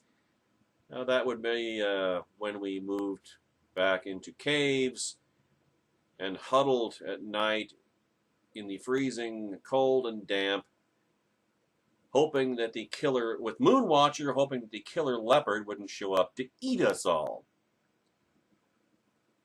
Celebrities who still haven't learned that their endorsement of anyone or anything usually yields the opposite of the intended effect also weighed in on Trump's move. Because, of course, Hollywood celebrities are experts on and authorities on everything, because they stayed on the Holiday Inn Express the previous night. Hollywood's most prolific climate celeb, the bed-hopping, jet-setting, yacht-cruising Leonardo DiCaprio, corpses bouncing in the sea, or bobbing, I should say, said he hoped Trump would make the moral decision to stay in Paris, then tweeted shortly after his announcement that today our planet suffered. I don't think the planet noticed anything.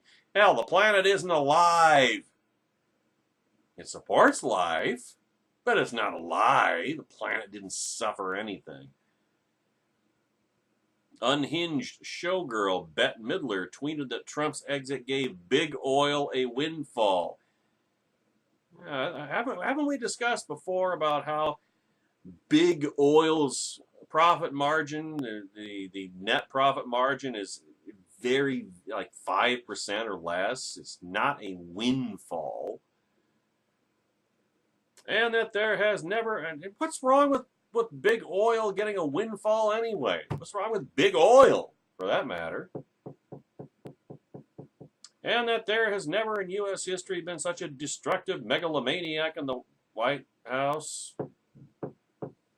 Thank you to U.S. press and other numbskulls who put him there. Well, you know, I mean, is Trump a megalomaniac? Well, I think if he had the brains to be one, he would probably be one, but you want a destructive megalomaniac, look at his predecessor, folks. And who are the numbskulls who put Trump there? Well, look in the mirror. Bet. Look in the mirror, Leo. This is exactly the kind of thing that is, like I say, the left is Trump's best and perhaps only political asset. It's crap like this that this is what makes it a race to the bottom, and Trump gets into arguments with these people on Twitter. You talk about punching down, positionally speaking anyway. I mean, this is the kind of thing that there's nothing to respond to. There's no substance to engage. It's just lunatic gibbering. Total crazy doggerel. Mark Ruffalo, the Incredible Hulk, known more for his environmental extremism than for his marginal acting. We'll see how he does in Thor 3 Ragnarok in November. Tweeted that if Trump left Paris, the president would have the death of whole nations on his hands.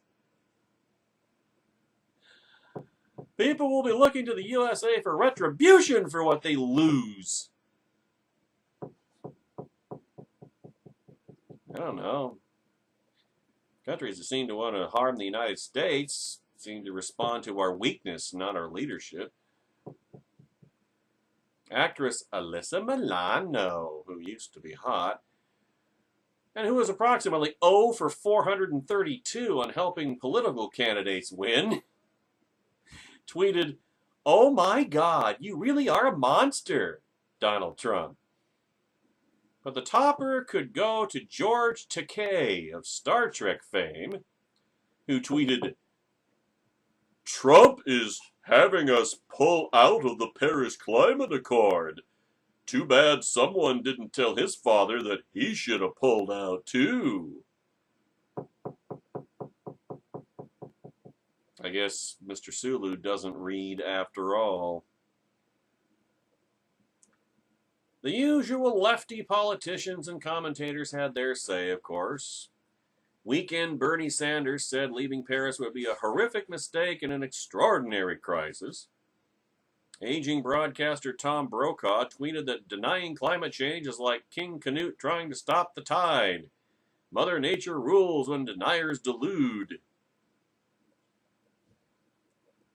They're still around. The New York Times' Paul Krugman, the alleged economist, moaned that as the probability of civilization ending climate change rises, a special shout out to all those who helped make it possible, and yes, this includes a media who decided to devote more coverage to Hillary's emails than to all other policy issues combined. Nah, not even close. And the left's new darling, California Senator Kamala Harris, not even gonna go there, said Trump's decision will have catastrophic repercussions for our planet's future. There is no planet B. Planet B will be what is that called? Nibiru? The supposed planet that's going to collide with Earth, and so in that case, well, who cares about the climate? Right? That would actually be destroying the planet, right? This disastrous decision threatened the world our children and our children's children will live in.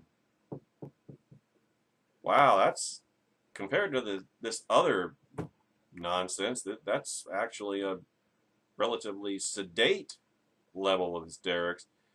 Activist Bill McKibben, or extremist Bill McKibben, wrote in the New York Times that this was our nation's dumbest act since launching the war in Iraq. Well, that's using one left-wing canard to push another left-wing canard, so just not really saying anything. McKibben has said we should fight climate change in the same way we fought World War II, pretty much a total government takeover of the economy, in other words. And huge debt, and Not one mention from this crowd about how this move will save hundreds of thousands of jobs, stop nearly $3 trillion from being sucked out of our economy, and prevent rising energy prices estimated to cost American households thousands of dollars each year, per household. Democrats may want to consider recalibrating their political messaging here. As conservative writer Bret Stephens, now a New York Times columnist and hardly a Trump supporter, tweeted Thursday afternoon, likelihood of Trump re-election grows, especially by backing out of Paris. Advice to Dems, recover your blue-collar base. What have I been saying throughout this video? Trump's biggest political asset is the left. And this just shows us why. 7 months post-election, last week's reaction from the left again proves that their taking that advice is as unlikely as ever. But if they ever start taking it, the sky is the limit, folks.